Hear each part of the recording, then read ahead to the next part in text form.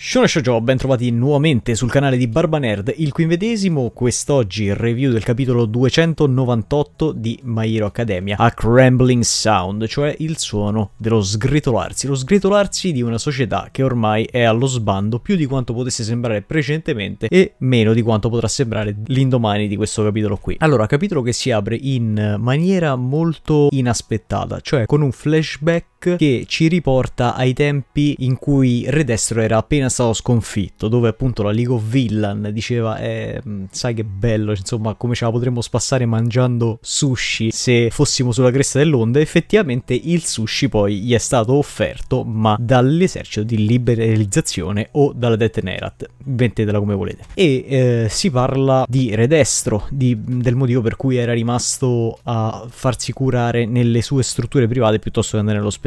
Dopodiché, stacco improvviso, torniamo ad un punto specifico della storia, ovvero nel momento in cui stava per accadere il raid all'ospedale di Jakku, l'ospedale in cui si trovava il dottore e dove appunto è stato colto di sorpresa mentre stava creando il processo e lo sviluppo dell'All for One dentro Shigaraki. Allo stesso momento, per un motivo non specificato, un Re Destro, una copia di Re Destro, fa incursione al palazzo della pubblica sicurezza, andando a trovare non solo il mitico Mera, personaggio che ci ricordiamo perché è perennemente assonnato, ma anche il capo, e cercando vendetta contro di loro, che riesce a devastare più o meno tutti quanti e infine riesce a fare un monologo molto interessante in cui continua fino alla fine a vedersi l'amore di Horikoshi per Batman e lo riversa tutto quanto all'interno del personaggio di Re Destro. Re Destro, che ricordiamo, è Hulk, Venom, Joker, ma il Joker, uno specifico Joker, quello doppiato dalla voce di Mark Hamill, ovvero famoso per Luke Skywalker, quindi proprio un preciso Joker. E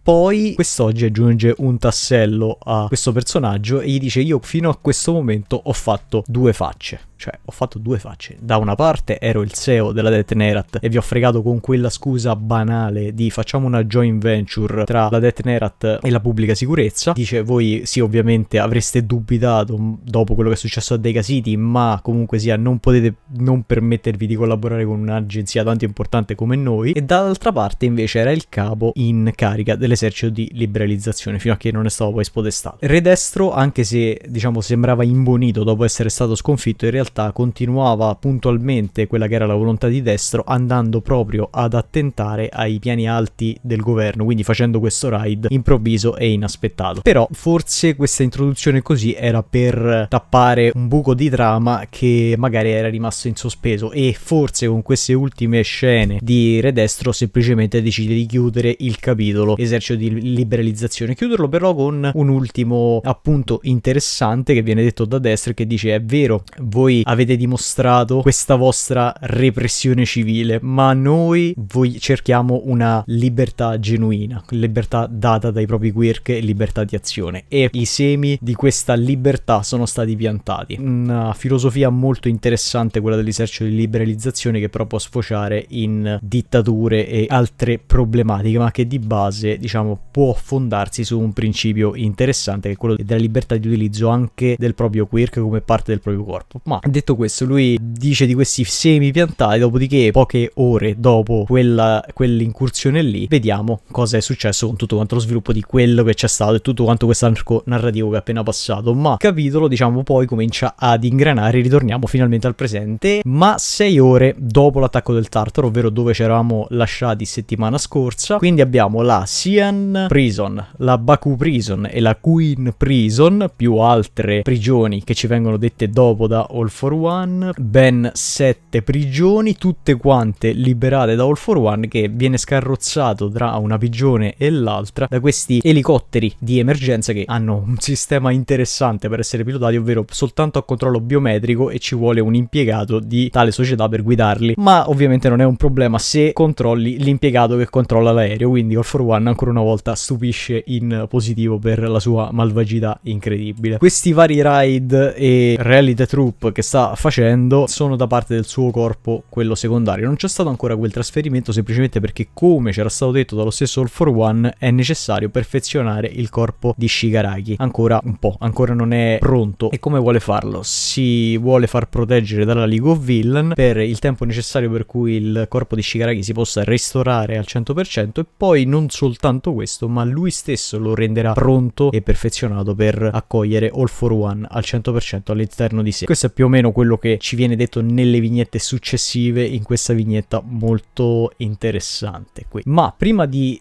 questa qui vediamo un po' ancora di sviluppo e di background del personaggio, con uno spinner che si sente preso in giro da questa persona che si trova davanti, che ovviamente non è Shigaraki Tomura. Gli dice: noi eravamo soliti chiacchierare di videogiochi e tu ovviamente non sei la persona che io ho deciso di seguire. Sarà difficile dire no ad All for One, però per il momento sembra che sia passato tutto quanto liscio, a meno che nel prossimo capitolo non si scopre che ci sono pezzettini di spinner lungo il giardino, ma non credo, quindi sembrerebbe passato tutto quanto bene. Allora, un capitolo sicuramente molto emozionale, ma alla fine un po' povero di contenuto. Non c'è moltissimo di cui parlare, viene scandito nettamente da queste strisce con i vari salti temporali. Quindi passano 2 giorni, All for One ha 2 giorni di tempo per creare questo corpo perfetto, e andiamo a vedere il Central Hospital, dove sono stati portati tutti quanti gli heroes in gravi condizioni. Cominciamo con Bakugo. Ci viene detto dagli stessi compagni che Bakugo era quello che versava in condizioni peggiori, e quindi erano maggiormente preoccupati per lui. In realtà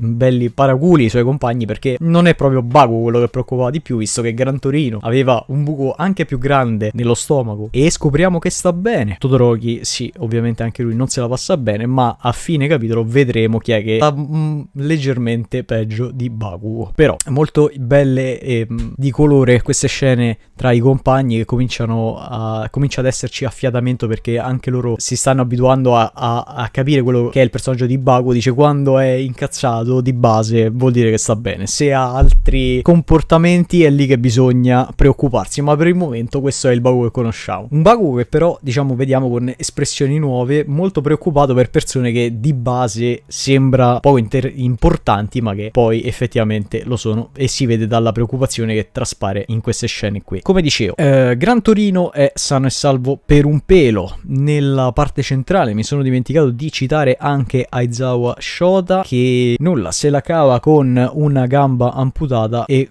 con una lesione all'occhio, un occhio soltanto, poteva perderli entrambi, non è detto che l'abbia persi. Comunque sia, anche lui salvato per un pelo. Non c'è molto altro da dire su Aizawa, se non la cosa più importante che mi stava sfuggendo del capitolo, ovvero il dottor Pollo. Il dottor Pollo, grandissimo primario di medicina al Central Hospital, dottore incredibile, lui è lui che ha salvato tutti quanti, quindi ringraziamo il dottor Pollo se abbiamo ancora tutti quanti i nostri eroi, perciò un ringraziamento nei commenti al dottor Pollo è dovuto. Detto questo, il prossimo ricoverato è Todoroki che scopriamo avere diverse ustioni, ma soprattutto diciamo ustioni che la preoccupazione di Todoroki sono diverse, tra cui tutti quanti i media che pressano da giorni l'ospedale per sapere la questione di Dabi, ma ovviamente vediamo anche Endeavor che sta respirando attaccato al respiratore, non è cosciente, e quindi ovviamente questa questione qui dovrà aspettare più avanti. I ragazzi ancora piangono la scomparsa di Midnight, scomparsa abbastanza prematura e inaspettata, ma forse la scelta di Midnight è stata,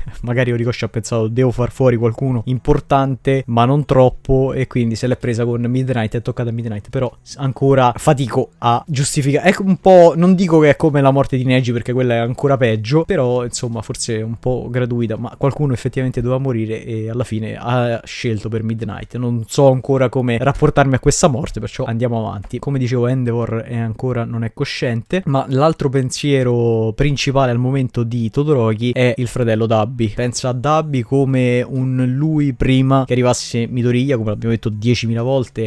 Midoriya è quello che ha salvato Shoto nel momento più importante, cioè se se Shoto non avesse avuto quegli amici in quel momento sarebbe diventato il prossimo Dabi o una cosa del genere. Invece tramite i suoi amici lui è riuscito a cominciare questo processo di cambiamento che l'ha portato ad essere una persona completamente differente e che adesso addirittura si mette di fronte a Dabi per salvare suo padre in un possibile e a questo punto inevitabile combattimento finale. Ecco, e qui si riferisce alle fiamme di Dabi che erano piene di odio e simili a quelle di lui di una volta, ma si rende anche conto che le fiamme del fratello sono effettivamente più forti alle sue, quindi a questo punto sarà interessante vedere che cosa si inventerà Horikoshi per compensare questa disparità che c'è tra i due fratelli. Magari quelle onde di fuoco e ghiaccio che ha utilizzato nel torneo sportivo potrebbe portare a una combinazione vincente. Staremo a vedere, qualcosa dovrà cambiare, non potrà semplicemente giustificarlo con un Dabi è peggiorato talmente tanto che poi Todoroki lo sorpassa. Questo sarebbe una maniera di svilire anche il suo personaggio, quindi vediamo se riuscirà ad uscirne bene da questa situazione qui. Nella parte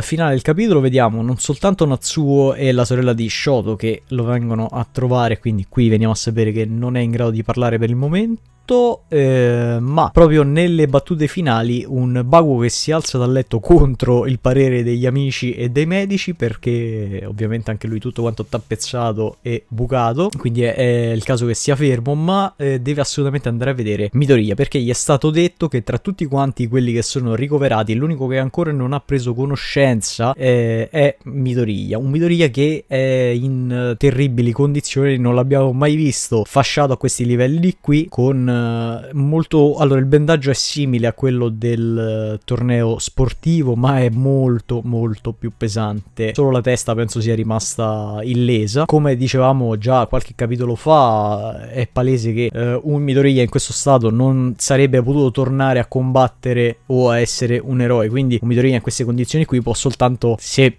ovviamente riprenderà conoscenza, passare il one for all magari a Bakugo insomma, ma evidentemente il manga necessita di un protagonista, il solito protagonista se possibile, quindi ci sarà qualcosa, un evento esterno che lo riporterà agli antichi fasti. Non soltanto lui, teoricamente tutti quanti, meno forse Todoroki, necessitano di questo salvaggio esterno. Abbiamo detto più volte che potrebbe essere Eri, in questo caso potrei giustificare un intervento di Eri nel caso specifico di Midoriya, che è proprio non c'è altro modo di riaverlo in carreggiata, e potrebbe andarmi anche bene perché dicevamo che Eri comunque sia l'utilizzo è limitato, dipende dalla carica del suo corno e poi non sappiamo in quanto tempo si scarica effettivamente, quindi solo Deku andrebbe bene. Se comincia a curare tutti quanti e a riavvolgere tutti quanti, questa situazione non mi piacerebbe. Però fatemi sapere voi cosa ne pensate, come potrebbe andare avanti nel prossimo capitolo. Si ipotizza che in questo momento Deku sarebbe il momento giusto per una chiacchierata interiore con i predecessori, perché ha sviluppato il senso di ragno ma ancora non ha parlato con il vecchio portatore del senso di ragno, quindi sarebbe un momento buono per parlarne e magari fare la conoscenza di quelli che non abbiamo proprio visto o di quelli che non gli hanno ancora spiegato bene il quirk, quindi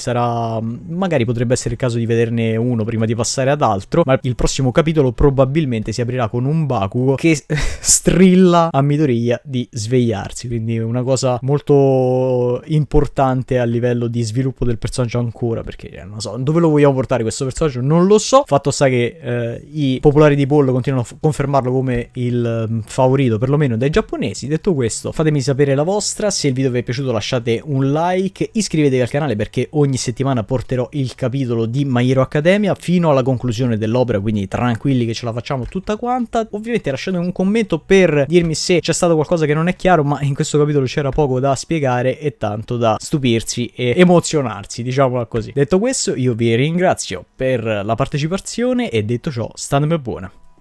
Ciao cari.